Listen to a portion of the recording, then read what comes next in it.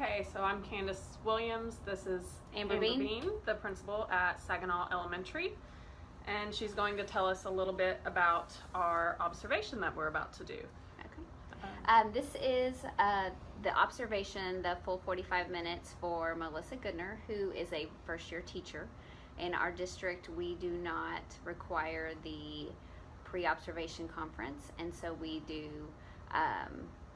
unscheduled observations. So they give a 2-week window, and so she does not know that we're coming necessarily today, but she does know that we're coming in the next 2 weeks.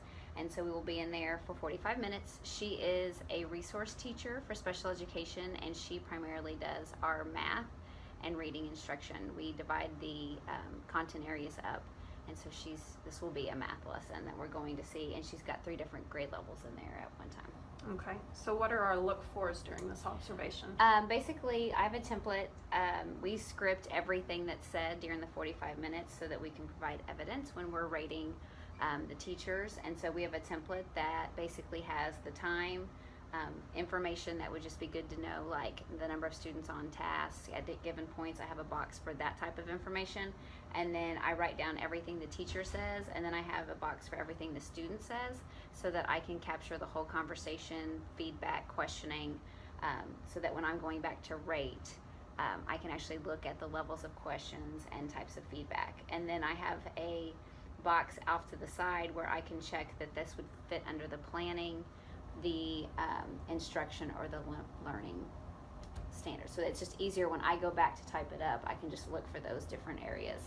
And then we actually take that and looking at the rubrics, and then we also have the Mentoring Minds flip chart that give us some kind of sentence starters for our observation. Then I can go through and find the things that I feel like represent her evaluation the best, and then put in the evidence as far as scripting goes from the notes. Okay, and then, okay, so we'll be using this instrument which you've created, just the template. And I don't even look at these while I'm in there, because otherwise I'm missing important things. Okay. So the whole time I'm in there, I'm just writing every single thing that's said, and then I use that to then later on look at the rubrics and score and fill out. So as for planning, instruction, and learning planning, what kind of things would you be looking for that? So since we don't do the pre-observation conference, we do ask them separate questions after we're in the lesson. So one of the things that I will be asking her is, how did she decide on the objectives for that lesson? Obviously, being a special education teacher, the answer should be things like the students' individual IEPs. I'm going to ask her how she's connecting what they're doing in there to the general ed classroom, so getting some of that information about how she's planning. Is she consulting the classroom teachers, campus specialists, those types of things, to really look at, is she planning lessons that are differentiated? Does it align with the grade level standards or the students' IEPs? And then really the knowledge of students, like how much of that lesson is planned around those specific kids. Okay. And so when you go in, are you actually looking for her learning targets? Yes, I'm looking for evidence of that. A lot of that information from the planning domain is gathered again in that conversation, because I don't want to assume something if I don't know for sure that that's happening. As far as the instruction goes, at that point I'm really looking at her communication with the students. What type of questions is she asking? How is she grouping them?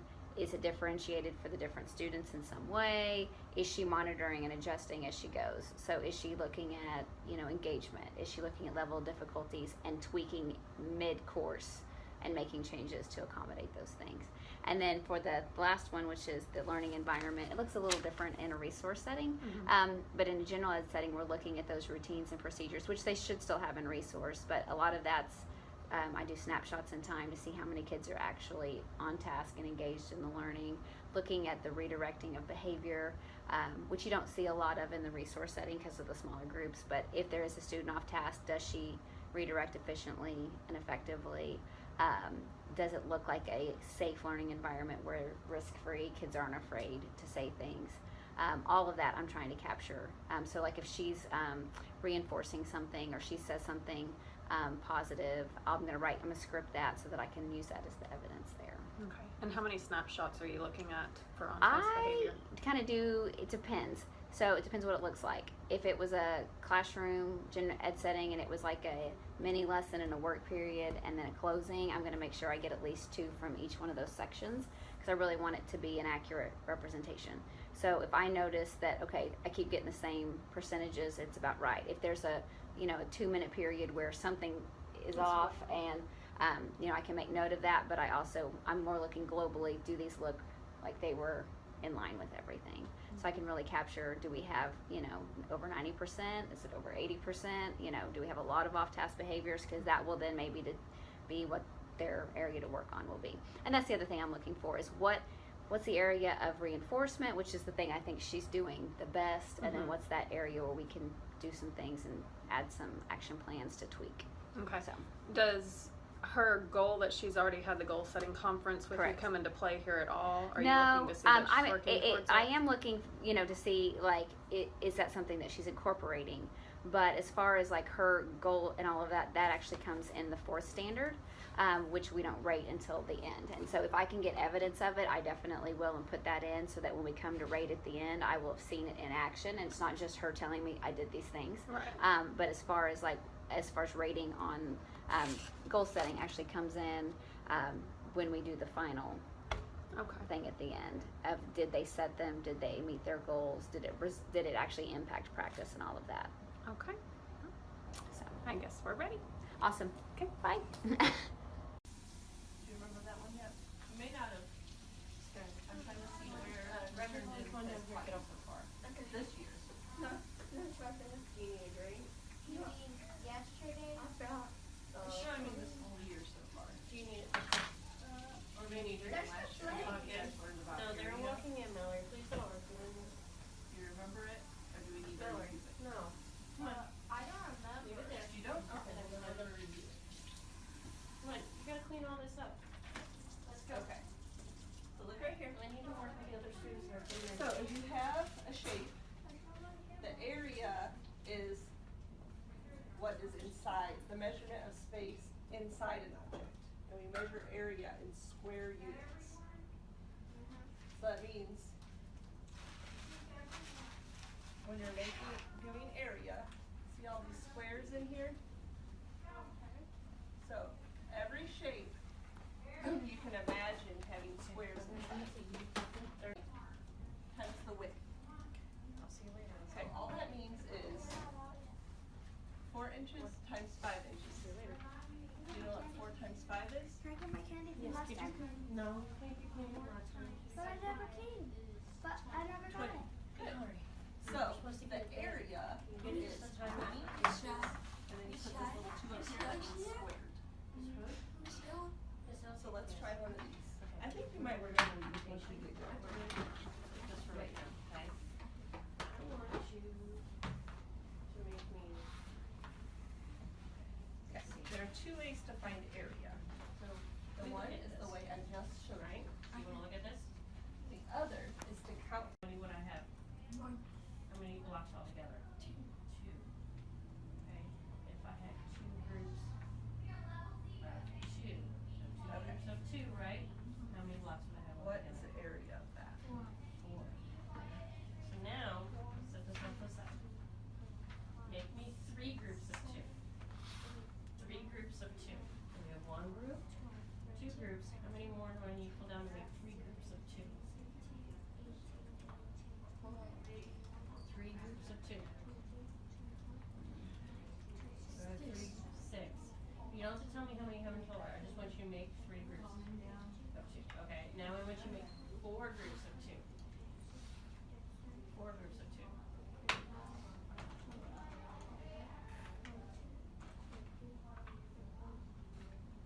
Okay. That's right. So we have 2, 3, 4, 5, 6, 8. Okay. What's it? So the saying groups of is another way of times. You So don't seem happy with 2 your- times Why don't you just seem happy with 4. that? 2 times 4 equals 8. Okay.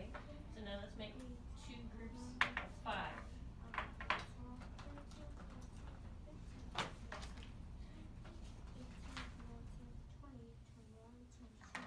Is that a group of 2?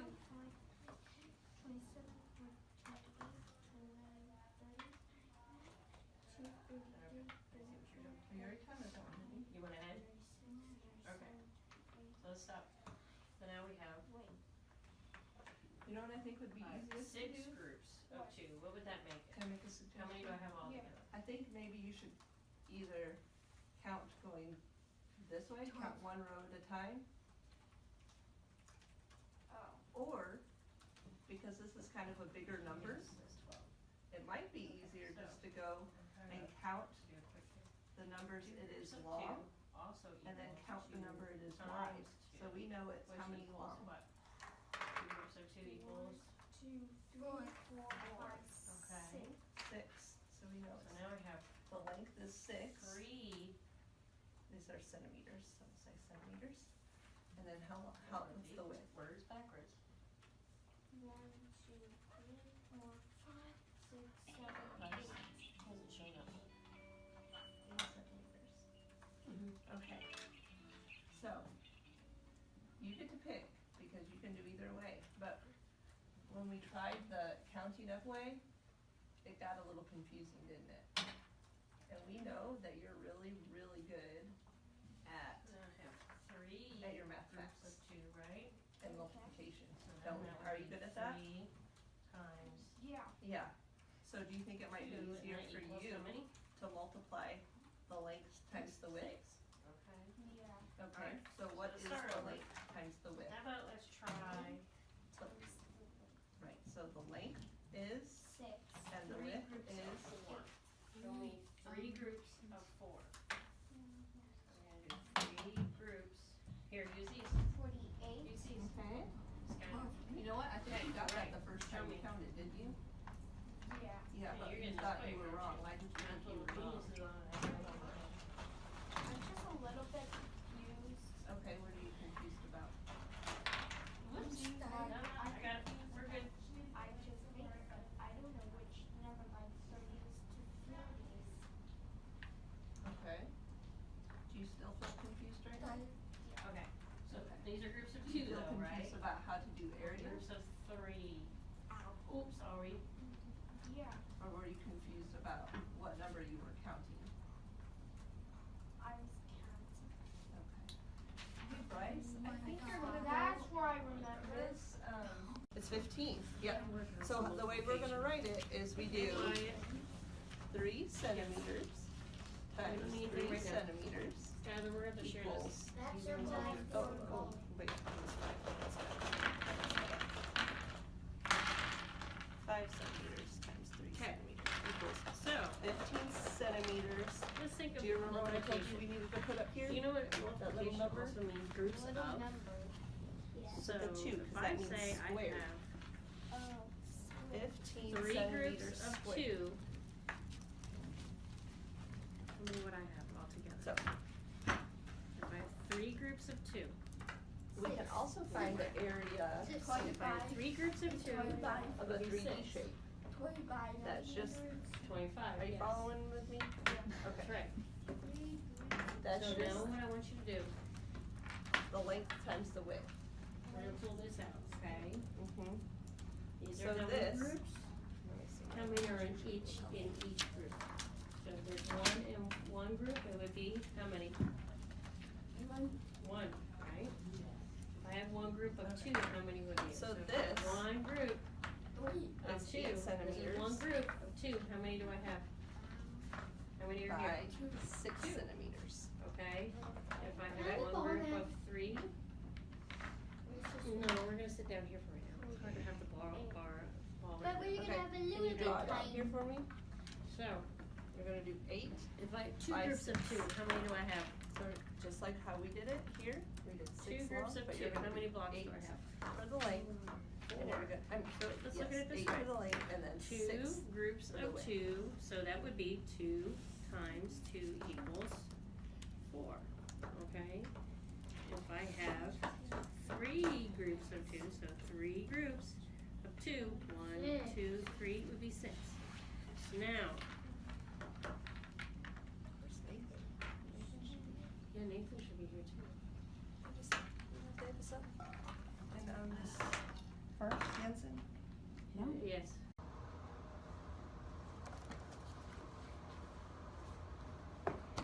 How in depth do you want me to be? Oh, I can hit some. Take 5 to 10. 5 to, okay, perfect.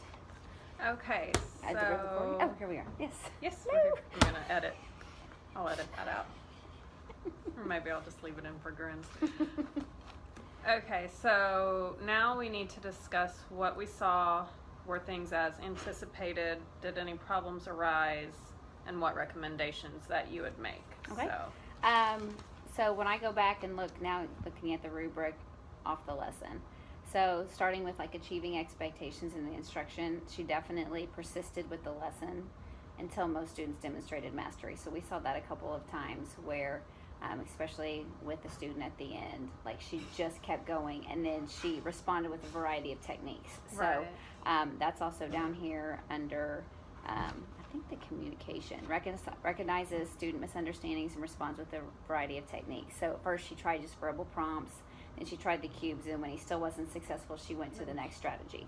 So she persisted until he was able to do it, but she also offered him different, when she saw that that strategy didn't work, she didn't just keep repeating it. She went to something else. Okay. So I definitely saw that addresses the student mistakes as well.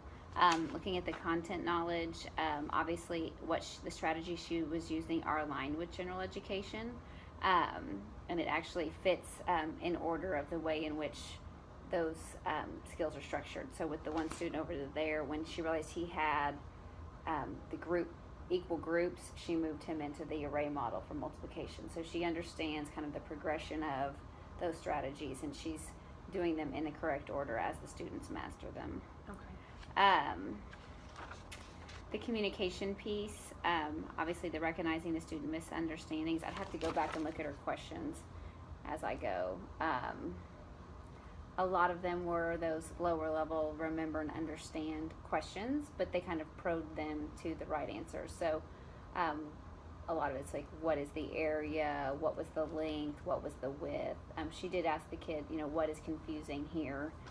When he said he was confused, can you draw it out for me? So a lot of lower level questionings that really, there wasn't a lot of discussion, but they were aligned with the objectives, and they really did support them in being able to do the work. So to me, those were more probing questions versus like discussion type questions. She was just trying to keep them, and that's one of the things, is uses probing questions to clarify and elaborate the learning, and that's more what her questions were versus Higher level thinking. Right, and discussions. They're not really, and when you're only one kid, they could have had a discussion, but there's not a lot of opportunity for student discussion there.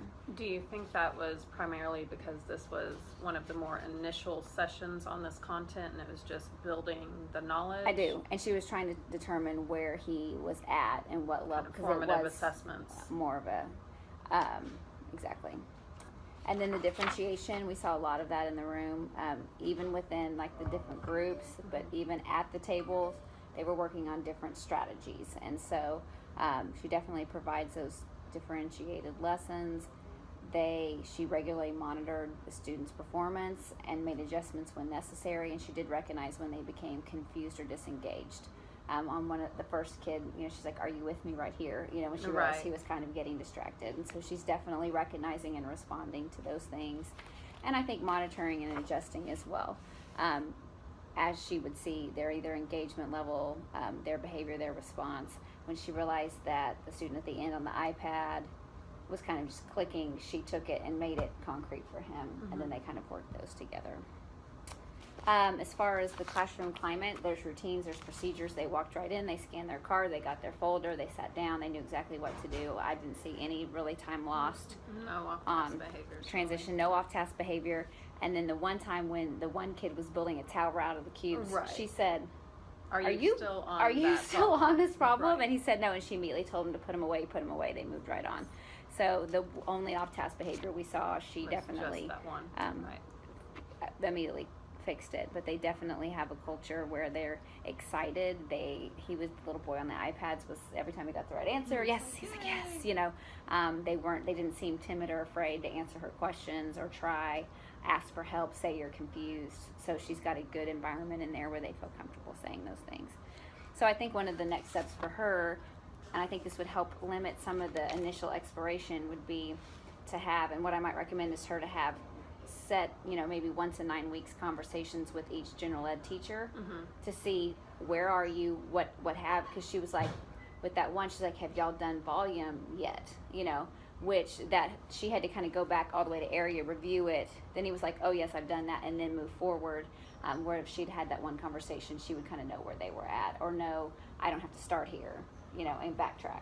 Is she included in the vertical team meetings? She is, yes. And math So what team they're meetings? more doing is they are more putting progressions in order, which we saw in her room, of multiplication strategies, addition strategies, and things like that, versus that planning piece where they're really diving into the next unit. And so that will probably come, that last one is the progression, and so that's what we saw in her room.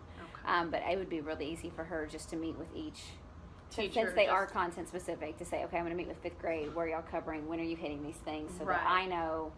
Yes, they've already done Yes, it. they've done they it or should no. have this. I can Yeah. do a formative And it didn't assessment take a and long move time. It was like 2 or 3 minutes of her, but still, when you only have them for this long, on. Right. she could have That's gotten right valuable on it. time. Yep. So that to me would be kind of like one of her next steps, is just more conversation with gen ed teachers so that she can get right to work without having to figure things out, since she's new to these kids. That makes sense. Yeah. So, in your eyes, did everything go as you anticipated? Yeah, I thought she did a great job of handling the, she'd give them a thing when he was working, move over She'd here. go over She and didn't. visit the next. She never just sat with the one student, so she was constantly checking in on those other kids and trying to kind of check their understanding. So I thought she did, her first year, like with Absolutely. us teacher, I thought she did a really good job. I didn't really see anything that alarmed me, or that I was, there's just, it just went really smoothly, I think. Yeah, and it seemed like the pre-planning with her aide, Yes. aide knew exactly what to do, that she was working with the bigger Yes. group while she was having that one-on-one time with the other student. Yeah. So we've already talked about recommendations. We didn't really see any problems other than That kind of one lower little- level questions, Right. and then not really knowing exactly where the students were. So in your next step with this teacher, you'll have a post-conference? Yes. So basically, I type this up. It takes me about a week to get it all finished, and then I schedule a time. They don't see it yet, and then we Okay. come in. I ask, how do you think it went? We kind of process through that, and then we look at the area of reinforcement, which is what I think she's doing really well, and then the area of refinement, which will be that next steps to kind of meet with the teachers, take notes, and all of those things. To me, I really think what she did, like, the best thing that I saw was just that persisting with the kid and offering them a variety Different of strategies and everything. I saw that Absolutely. multiple times. That she just immediately, it was like, nope, that didn't work, I'm going to the next thing. So she definitely has a array of strategies to use, and so that I think will be her area of reinforcement for her. Okay. So Well, that's it. awesome, thanks. Okay, that was just a blast.